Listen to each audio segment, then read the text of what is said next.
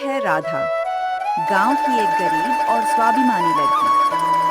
सिर पर बीमार माँ की जिम्मेदारी और हाथों में कपड़ों को नया रूप देने का गजब का हुनर। लेकिन इसकी किस्मत में आराम नहीं, सिर्फ संघर्ष था। राधा खुद बाजार जाती और वहाँ की दुकानों पर अपने सिले हुए कपड़े बेचती थी। जल्दी लौट आना बेटा, देर मत करना। हाँ माँ, आप फिक्र मत करो, मैं अपना काम निपटाकर जल्दी ही वापस आ जाऊंगी। अरे आओ राधा बेटा, मैं तुम्हारा ही इंतजार कर रहा था। ग्राहकों की मांग बढ़ती जा रही है। बताओ, आज कितने कपड़े तैयार करके लाई हो? ज्यादा तो नहीं है काका, बस मेहनत के थोड़े अच्छे दाम मिल जाते तो माँ की दवाइयों में थोड़ी मदद हो जाती। तुम्हारी मेहनत और ईमानदारी का मोल मैं समझता हूँ बेटा। दाम भी अच्छे मिलेंगे, चिंता मत करो। बहुत बहुत धन्यवाद काका, अगली बार आपके लिए और भी ज्यादा कपड़े लेकर उस आऊंगी। गांव में ठाकुर भानु प्रताप सिंह नाम का एक बड़ा जमींदार रहता था। वह बहुत घमंडी, ताकतवर और मक्कार किस्म का आदमी था। उसकी नजर राधा के घर पर टिकी थी, जिसे छीनकर वह वहां अपनी दुकान बनाना चाहता था। वह राधा के घर पहुंच जाता है। क्यों रे राधा, सिलती ही रहेगी या इस टूटे हुए मकान को खाली करने का इरादा भी है? ये जमीन अब मेरी है, यहाँ मेरा नया शोरूम बनेगा। ठाकुर साहब, ये हमारे पुरखों की जमीन है, हम इसे कभी नहीं बेचेंगे। आप जबरदस्ती नहीं कर सकते। जबरदस्ती? ठाकुर भानु प्रताप से कानून की बात मत कर लड़की। अगर 2 दिन में ये झोपड़ी खाली नहीं हुई तो यहाँ रहने लायक नहीं छोड़ूंगा। राधा बेटी, ठाकुर की बातें सुनकर मेरा तो कलेजा कांप रहा है। वो बहुत ताकतवर और जालिम इंसान है। माँ, तुम चिंता मत करो। नहीं बेटी, हमारे पास बस यही एक पुरखों का घर है। अगर उसने इसे भी छीन लिया तो हम क्या करेंगे? ठाकुर सिर्फ हमारी गरीबी का फायदा उठाकर इस जमीन को कौड़ियों के दाम हड़पना चाहता है, लेकिन मैं ऐसा हरगिज नहीं होने दूंगी। अब तुम आराम करो माँ, मुझे अभी थोड़ा और काम खत्म करना है। काका, आज ज्यादा कपड़े लाई हूँ, देख लो। मैं ये कपड़े नहीं ले पाऊंगा। ठाकुर ने पूरे बाजार को तुझसे कुछ भी खरीदने से मना कर दिया है। ये आप क्या कह रहे हैं काका? अगर बाजार में कोई कपड़े नहीं खरीदेगा तो फिर मैं क्या करूंगी?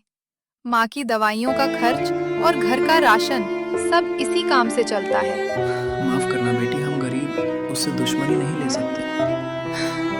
ठीक है काका, मैं चलती हूँ। अब और कितनी परीक्षा लोगे भगवान? माँ को क्या जवाब दूंगी मैं? कोई तो राह दिखा दो। हौसला मत हारो, आंसू बहाने से मुश्किलें कम नहीं होती, रास्ता ढूंढने से होती हैं। तुम कौन हो? मैंने तुम्हें पहले गांव में नहीं देखा। मेरा नाम देव है, शहर से यहाँ मुनीमी का काम तलाशने आया हूँ। गांव में आते ही तुम्हारे हुनर और ठाकुर की ज्यादती के चर्चे सुने। वो सिर्फ ताकतवर नहीं है देव, पूरे गांव का बाजार और यहाँ के लोग उसके इशारों पर चलते हैं। मैं एक अकेली लड़की, भला उससे कैसे लड़ सकती हूँ? ठाकुर सिर्फ तुम्हारा बाजार बंद कर सकता है, तुम्हारी उंगलियों का हुनर और तुम्हारी किस्मत नहीं। ताकत सिर्फ पैसों में नहीं, दिमाग में होती है। शहर में एक बड़ी फैशन प्रदर्शनी होने वाली है, अपनी सबसे बेहतरीन डिजाइन वहां ले चलो, किस्मत बदल जाएगी। चलो, हमारे पास समय कम है और काम बहुत ज्यादा। देव ने उसे पैसों की मदद ऑफर की और कहा, जब एग्जीबिशन में तुम्हारे डिजाइन्स बिक जाएंगे तब तुम पैसे लौटा देना। थैंक यू देव, तुम्हारा ये एहसान मैं कभी नहीं भूलूंगी। चलो, अब तुम काम शुरू करो। किसी भी चीज की जरूरत हो तो बेझिझक मुझे बताना। देव की मदद से अब राधा के पास नए कपड़ों का ढेर था और मन में नए डिजाइन्स के ढेरों विचार। उसने बिना रुके दिन रात एक करके पागलों की तरह काम करना शुरू कर दिया। इसी बीच ठाकुर भानु प्रताप अपने गुंडों के साथ एक बार फिर राधा के घर आ पहुंचता है। अब चुपचाप अपना बोरिया बिस्तर समेट और यहाँ से दफा हो जा, वरना मेरे आदमी तुझे और तेरी माँ को किसी घर से धक्के मारकर बाहर निकाल देंगे। ठाकुर साहब, रहम कीजिए, आप इतने दिन रुक गए तो कुछ दिन और मोहलत दे दीजिए। वैसे भी अब यहाँ रुकने से मुझे क्या फायदा? बाजार में मेरे कपड़े भी नहीं बिक रहे हैं। जैसे ही माँ की तबीयत थोड़ी ठीक हो जाएगी, मैं उन्हें लेकर कहीं और चली जाऊंगी। अब आया ऊंट पहाड़ के नीचे। ठीक है, मैं तुम्हें एक आखिरी हफ्ता देता हूं, लेकिन उसके बाद तुम्हारी एक भी बात नहीं सुनूंगा। ये धमकी देकर ठाकुर और उसके आदमी वहां से चले जाते हैं। माँ, कल मैं देव के साथ शहर जा रही हूँ। राधा, तू अकेली उस बड़े शहर में? फिक्र मत करो, देव है ना मेरे साथ। और मैं कोई छोटी बच्ची तो हूँ नहीं, मुझे अपने आप को संभालना आता है माँ। संभल कर जाना बेटा, अपना ख्याल रखना। आप अपना ख्याल रखना। अगर ये काम चल पड़ा तो हमारी जिंदगी बदल जाएगी माँ। आप बस मेरे लिए प्रार्थना करना कि मेरे डिजाइन्स लोगों को पसंद आ जाएं। अगले बस। दिन राधा होटल पहुंचती है। उस विशाल और आलीशान होटल को देखकर वह हैरान रह जाती है। देश के अलग अलग हिस्सों से आए डिजाइनरों के कई स्टॉल वहां लगे हुए थे, जहां हर कोई अपने हुनर का प्रदर्शन अपने स्टॉल में खड़ी बेहद नर्वस और एक्साइटेड महसूस कर रही होती है। तभी देव वहां आता है। अरे, कहाँ रह गए थे देव? मुझे बहुत डर लग रहा है। इतने सारे बड़े बड़े लोग आ रहे हैं।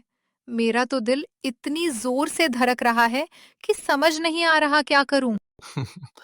शांत हो जाओ राधा, रिलैक्स। मैं यही तो हूं और डरने की बिल्कुल जरूरत नहीं है।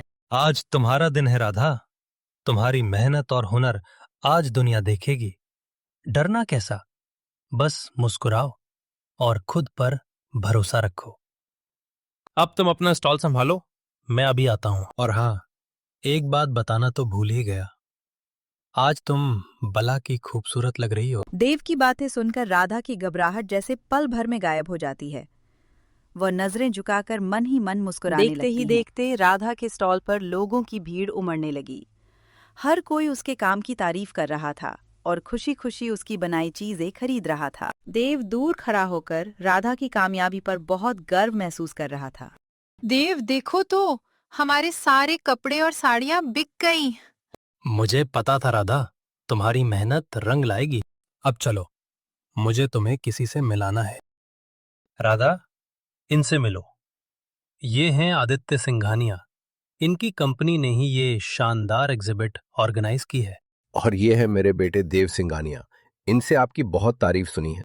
देव के बारे में यह सच जानकर राधा हैरान रह गई। देव एक सफल बिजनेसमैन था जो अपना खुद का क्लोथिंग ब्रांड चलाता था और नए टैलेंट की तलाश में ही वह उसके गांव आया था। देव के पिताजी भी राधा के काम से बेहद प्रभावित थे। उन्होंने मुस्कुराते हुए राधा से कहा, राधा, मैं चाहता हूँ कि तुम देव के साथ उसके आने वाले प्रोजेक्ट पर काम करो। ये मौका पाकर मुझे बहुत खुशी होगी। लेकिन सर, घर पर मेरी कुछ जिम्मेदारियां और परेशानियां हैं। तुम चिंता मत करो राधा, भानु प्रताप का मामला मैं संभाल लूंगा। तुम बस अपनी माँ को यहाँ ले आओ, उनका इलाज भी होगा और तुम आराम से अपने काम पर ध्यान दे पाओगे। Thank you so much sir, आपने मेरी इतनी बड़ी चिंता दूर कर दी। इस तरह राधा और देव की कहानी एक नए सफर की ओर बढ़ चुकी थी, जहां एक तरफ सपने सच हो रहे थे तो दूसरी तरफ दो दिल धीरे धीरे एक दूसरे के करीब आ रहे थे।